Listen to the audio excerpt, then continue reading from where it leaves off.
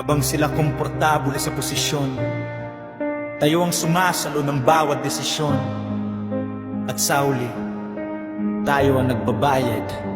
Presyo ng gasolina, grabe na ang galaw ng merkado. Bawat pagtaas nito'y kabuhayan ng direktang naapektuhan sa bawat tao. Panindag pagkain, sunod-sunod ang pag-akyat. Kahit simpleng hapagkainan ngayon hirap nang maihain at mailatag.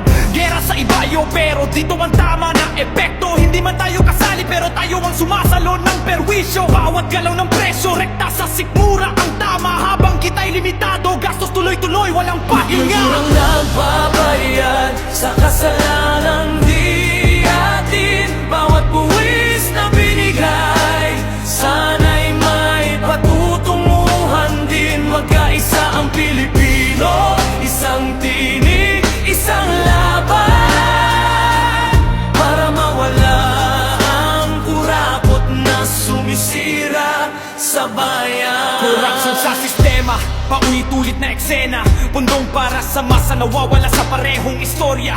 Proyektong may pirma, pero kulang sa direksyon. Puro plano sa papel, pero sa lupa walang aksyon. Kung maayos ang pamamalakad, hindi ganito kabigat. Hindi pa ulit-ulit na hirap ang dinaranas ng bawat isa sa atin. Araw-araw na sumasagad, hindi kailangang mamibang bayan para sa kinabukasan. Kung sapat ang sahod sa sariling pinanggalingan. Provincial rate, eh bakit hindi pare-parehas? Parehong pagod pero sahod hindi magkapantay ang labas. Kung ipapantay ang kita sa bawat rehiyon ng bansa, hindi na kailangan iwan ng sariling lupa. Tayo ang nagbabayad sa kasalanang di atin. Bawat buwis na binigay, sana'y may patutunguhan din. Magkaisa ang Pilipino, isang tinig, isang laban, para mawala ang kurakot na sumisira sa bayan. Bilis ng pagbigkas,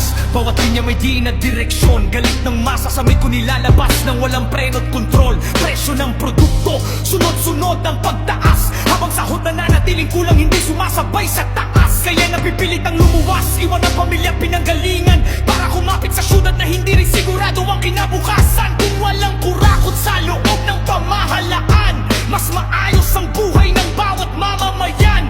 Magkaisa ang lahat, huwag maghati-hati. Boses ng Pilipino dapat sabay-sabay na marinig. Kapag sama-sama, hindi tayo matitinak. Ang tunay na lakas ng bayan, nasa mamamayan ang bigat. Sana tumigil na ang putukan, sana unahin ang mamamayan.